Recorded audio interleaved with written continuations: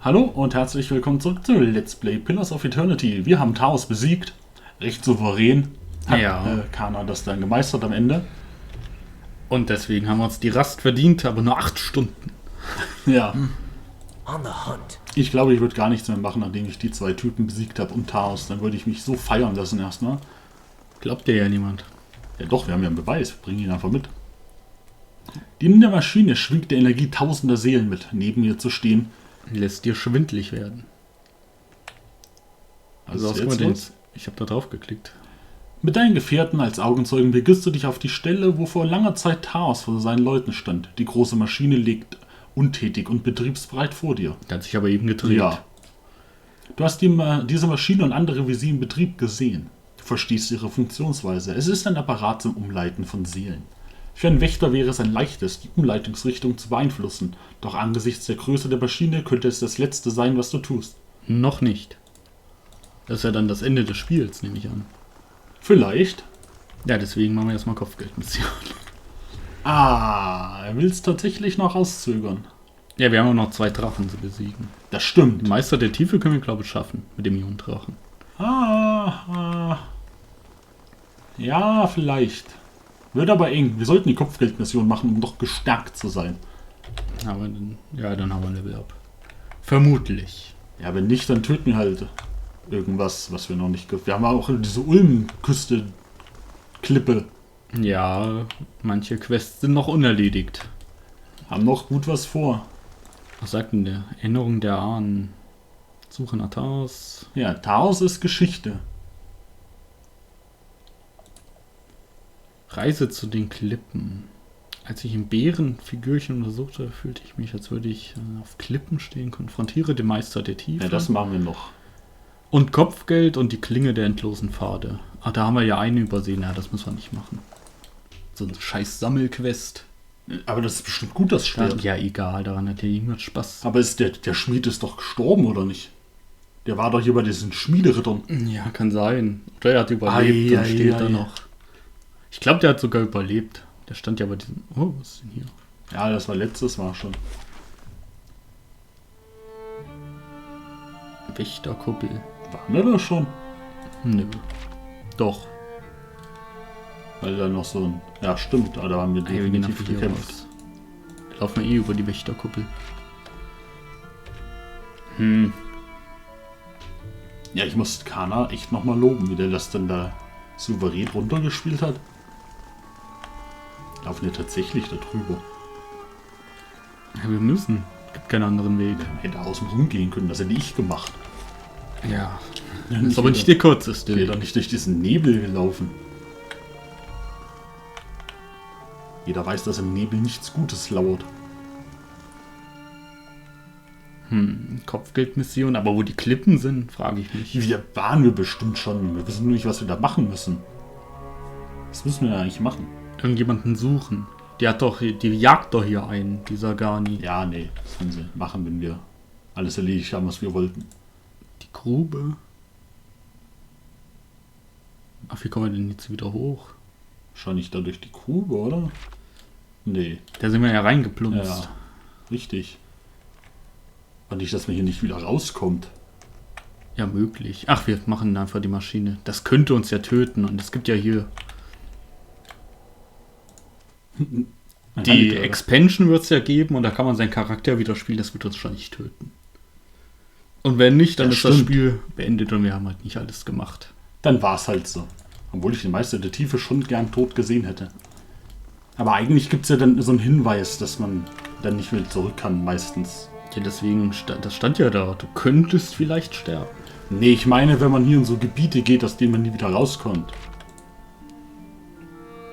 Ja. Also ich hätte das gemacht. Aber vielleicht das steht ja da auch. Nee, ich meine schon noch, bevor man hier reinhüpft. Ach so, bevor man hier reinhüpft. Ja, das stimmt. Weißt du, dass dann halt da so ein Wanderer steht, der sagt, von denen, die da rein sind, habe ich noch keinen wieder rauskommen sehen. Ja, aber das wurde ja auch gesagt. Die Götter waren ja da ziemlich eindeutig. Was war denn ihr Wortlaut? Weiß ich nicht. Aber das eindeutig ist da hier Endzeitstimmung war das schon. Eieiei. Ja gut, dann Müssen wir halt den Meister der Tiefe dann in der Erweiterung töten. Ja, man kann den Meister der Tiefe auch befreien. Der ist ja gebunden. Und da muss man einfach irgendeine Drachenjägerin töten. Das ist einfacher, als den Meister der Tiefe zu besiegen. Das fehlt mir noch. Der hat die ganze Zeit unsere Burg terrorisiert. Das machen wir, wenn wir ihn nicht tot bekommen. Nachdem wir die Kopfgeldmission gemacht haben. Spielt denn eigentlich die Erweiterung hier in derselben Gegend? Sprich, können wir die Orte nochmal besuchen oder ist das einfach dann woanders? Ich weiß es nicht. Es gibt dann irgendwas im Norden. Ha. Ich weiß nicht, ob es dieselben Gebiete sind. So mit Eis und so vermutlich, ja? Ja. Ja. Man muss irgend so eine alte, verlassene Stadt besucht man. Das habe ich mir erschlossen aus den Informationen, die es da gibt. So, wir sprechen den Befehl der Aktivierung. Als sich alte Zahnräder lockern und zu drehen beginnen, hörst du ein kreischendes Malgeräusch von Stein auf Stein. Dir bleiben nur Sekunden, bevor die Seelen in die Ader geschickt werden. Dies ist deine einzige Chance, sie umzuleiten. Ja, wir machen das Erste. Sie den Reinkarnationskreislauf schicken, weil dann gibt es wahrscheinlich keine Hohlgeburten mehr, oder? Ja, oder in die vorgesehenen Körper leiten. Zurück in die vorgesehenen. Das sind, glaube ich, hier diese Leichen, die hier unten sind. Ah nee, die sind dann bestimmt böse. Sagen, war so geil als Asche. Ja, die sind ja schon tot. Also. Wir machen die zurück in den Kreislauf. Du schließt deine Augen und erweiterst deine Wahrnehmung nach außen. Du nimmst die immense Gesamtheit 10.000er Seelen auf, die um die Kammer kreisen. Du hast die Seelen kaum im Griff. Bevor es dir bewusst wird, musst du kämpfen, um sie alle unter deinem Einfluss zu behalten. Und als die Maschine an Geschwindigkeit zunimmt, kannst du spüren, wie sie deinem Griff entgleiten. Einen kurzen Moment lang fühlt es sich so an, als hättest du sie alle gleichzeitig im Griff und ihre Kraft ist derart stark, dass sie dich zu zerreißen droht. In diesem Moment widmest du dein ganzes Wesen der Änderung ihres Umlaufs und lenkst ihren Fluss in eine neue Richtung. Nein, wir sind gestorben. At your command, the ancient device became your instrument, spinning to life with deafening resonance and gathering up the swirling essence like thread on a great spindle. There, in the pale pulsing glow of the machine that set you on this path long ago, you summoned all your strength, focusing on your objective and blocking out all else. With a single concussive blast that rocked the chamber and sent you tumbling to the ground, you freed the souls from their stasis. Exhausted, your consciousness slipping away, your last sight was of the machine, dark and dormant. Then your eyes closed, and sleep welcomed you at long last. After coming to and searching for some time, you discovered the route Thaos used to enter Sun and Shadow, and embarked on a long and arduous ascent back to the surface. You emerged in Ter Evron after days of tunneling through the rubble Thaos had left behind, and when you stepped into the daylight, you were faced with a different Deerwood than the one you had left. At your direction, the lost souls of the Hollowborn were funneled back into the churn of Bareth's wheel to find their way into new vessels and partake in the life they had been denied during Whiterun's legacy. Though parents of Hollowborn would remain just that, the end of Whiterun's legacy would bring about a spate of new, healthy births, with many of the infants bearing souls once meant for Hollowborn children. The natural cycle of life and death had been restored to Deerwood, and with it came a renewed faith in the providence of the gods. It is said that Galawain is the enforcer of the gods, and is known to hunt down those who wrong them. To wrong Galawain, then, is truly to wake the beast, and the father of monsters took great umbrage at your broken promise to him. Along with Mogren and Abidan, Galawain embarked upon a more direct approach to claiming his quarry. In the months that followed, the frontier settlements of Deerwood were inexplicably attacked by packs of beasts and monsters, suddenly organized and unafraid to approach Kith on their own land. Many such villages were all but destroyed by the time troops could be dispatched from local garrisons. Those that weren't destroyed by the beasts of Galawain often found themselves at the mercy of the fires of Mogren. A dry spell throughout Deerwood led to a rash of forest fires on a scale not seen since the War of Black Trees, and many settlements paid the price for their proximity to the wilderness. In the cities, meanwhile, dabblers in animancy who had placed souls into golems and other moving vessels soon found that their creations had risen up against them. Such constructs terrorized their surroundings, killing indiscriminately and often in great numbers before being subdued. Though you had killed Lord Radric in his throne room, so strong was his drive to rid his land of Eothasians that he returned to life as a death guard, a deathless crusader for his brutal cause.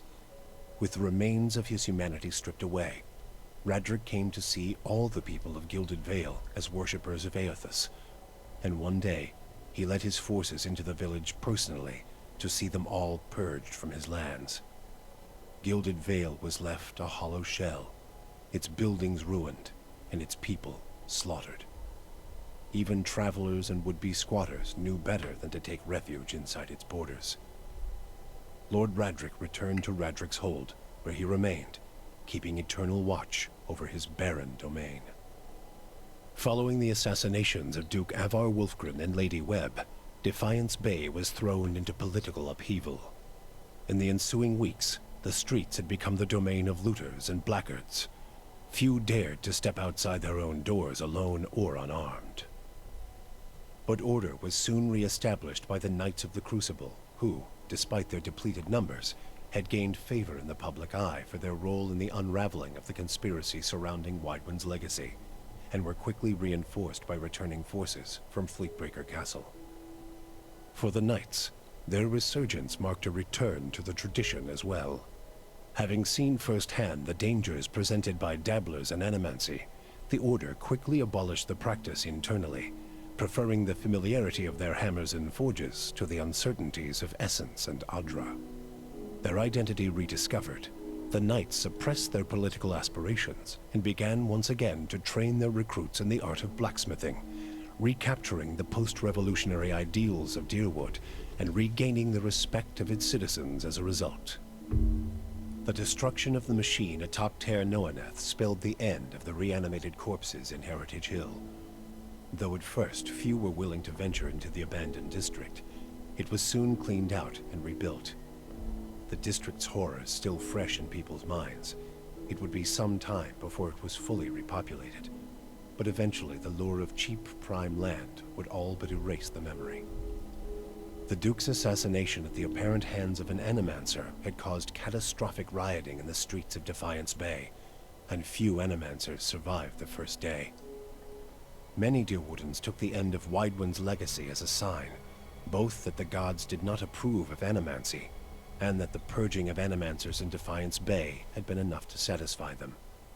In time, their rage would subside, and a number of surviving animancers remained in and around Defiance Bay, often taking to the wilds to practice their science without repercussions. The fortress of Cadnua emerged as a bastion of security in the midst of an untamed land, becoming the envy of every thane and earl in Deerwood. Legend grew over time of its impregnability, and stories of formidable invaders easily scattered by the keep's defenses became popular around the hearths of Deerwoodanians.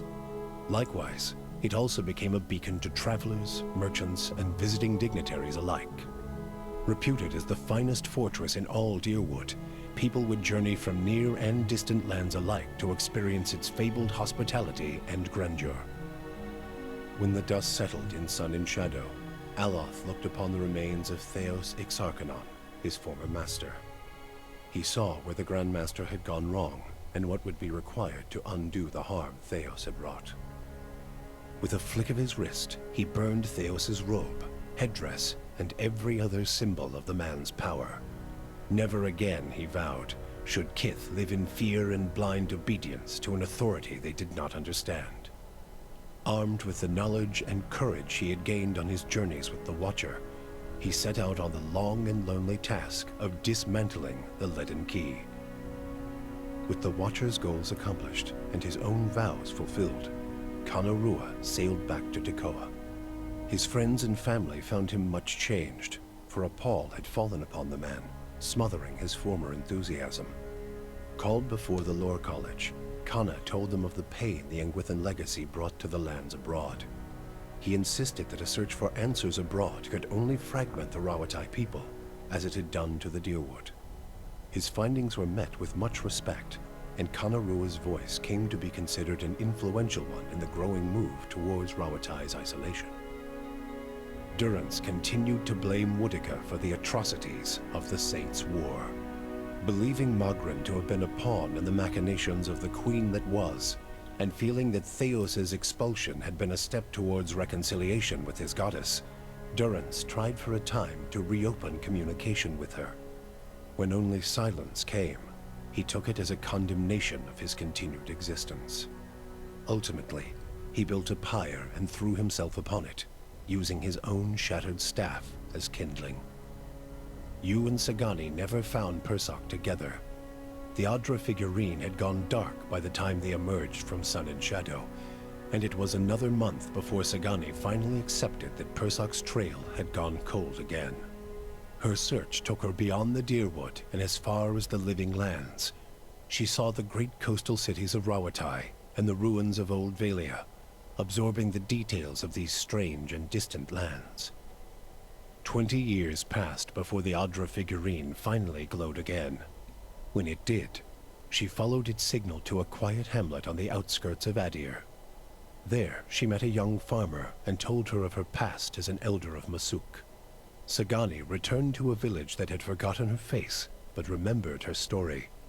Masuk greeted her with cautious warmth, and Sagani found that their ways had become strange to her. She also learned that Kalu had perished of winter fever a few years before, and her middle child, Najuo, had died in a raid. But she found her daughter Yakona a hunter and mother of 3, and her son Malak a builder of mighty walls. In them, she came to find her place in the village, and the familiar contours of a world that had changed in her absence. For you, the death of Thaos brought an end to your waking visions, and a silence to the whispers of the past. In their absence, you were able to sleep. The questions of a distant lifetime ceased to trouble your soul. All that remained was what to make of the answer. But at the moment, there was little to be done, and the matter would have to wait.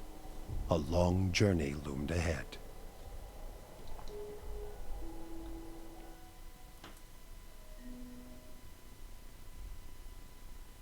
Eieiei, das ist vorbei. Und wir Ja. haben alle ins Elend gestürzt, so halb. Ja, naja. Außer den Wicht, der hatte. Zumindest Ja, der wenn ich- Kreislauf wiederhergestellt. Das ist die Hauptsache. So, alle politischen Probleme werden sich mit der Zeit lösen und der Todesritter wird wahrscheinlich auch irgendwann von irgendeinem Helden besiegt. Ja, bestimmt. War nicht gut, was sie da gemacht haben. Vielleicht hätten wir ihn... Leben lassen sollen, Hat- aber kann ja niemand anders, der als Todesritter ja, wieder das stimmt. Vielleicht hätten wir ihn verbrennen sollen, als er tot war. Möglicherweise. Ja, auf jeden Fall war es das offenbar. Naja, Wir kommen nicht wieder raus. schade, schade. Bleibt zu hoffen, ob wir in der Erweiterung dahin können. Ja, hoffentlich gibt es die nicht nur digital, weil sonst spielen wir es nicht. Das stimmt, das müsst ihr schon auch als CD mit so einer schönen Verpackung rausbringen. Ja. Sonst gibt das nichts. Ja, wir hoffen, euch hat's gefallen. Mir hat's gefallen. Mir auch. Das Kampfsystem war ein bisschen gewöhnungsbedürftig. Mir gefällt es auch, dass man das hier schneller stellen kann. Wie geht das? Ja. Wo geht das? Ach, da unten. Ja, guck mal an. Mach mal schneller, wie schnell geht das? Was? Wir machen denn das auf halbe Geschwindigkeit? Was? Halbe Geschwindigkeit. Was? Zurück geht auch. Ja. Nee, da muss er verrückt sein. Er ist ein schönes Spiel. Schöner Grafikstil. Kampfsystem. Gewöhnungsbedürftig, Ist was anderes. aber dann doch sehr überzeugend. Ja, wollte man halt anders machen, aber klassisch wäre es besser. Meinst du? Ja. Was wäre denn klassisch gewesen? Was wäre denn klassisch gewesen? Ja, also dieses Ausdauer, also dass man nur Leben hat, Ach so, ja gut. zum Beispiel. Ja, das hat mich jetzt nicht gestört. Das fand ich eigentlich, war mir egal. Ja. Ja, es war ja an sich auch egal, weil entweder du hast die Ausdauer verloren. Die werden sich schon was dabei gedacht haben. Ja, es ist. Was hätte anders sein sollen, die Auto-Attacks? Ja, die KI kommt ja mit dem besseren Update, Ja, ja. was wir jetzt verpassen, weil wir das einfach schon vorher durchhaben, aber wir immer sehr langsam sind. Ja, ist halt so. Dann gibt's das halt dann in der Erweiterung, wenn es soweit ist. Naja. Das hilft nichts. Bessere KI. Ja, zumindest liefern sie noch eine nach. Es gab Ja, die machen dann auch eigenständig Zauber. Das wiederum ist natürlich... Wenn sie das wollen. Also wenn man das möchte. Ja, aber wenn die das wollen. Dann will ich jetzt zaubern hier. Ja, das macht halt alles einfacher. Ja, ist die Frage, ob die Zauber dann nicht sinnlos verschwinden. Ja, wird sich zeigen, wie gut die KI programmiert ist. Das kann man bestimmt schön fein einstellen. Man konnte ziemlich viel einstellen. Haben wir vieles gar nicht geguckt da. Ja, wir haben auch wenig hergestellt. Man kann Sachen herstellen. Ich glaube. Was? Nein, ich glaube nicht. Nee. Das hätten wir gesehen. Aber ja, wir stellen ja dann zumindest mal pro forma ein Ding her, ja, aber um zu gucken, ob das geht. Verzaubert, das stimmt. Das haben wir oft ja, ich gemacht. fand auch schön, dass Cat Noir jetzt so schön ist. Ja, aber Der Glanzpunkt im Dörfer. Kein Wort von den Banditen, die ja offenbar immer noch darum stromern. Ja.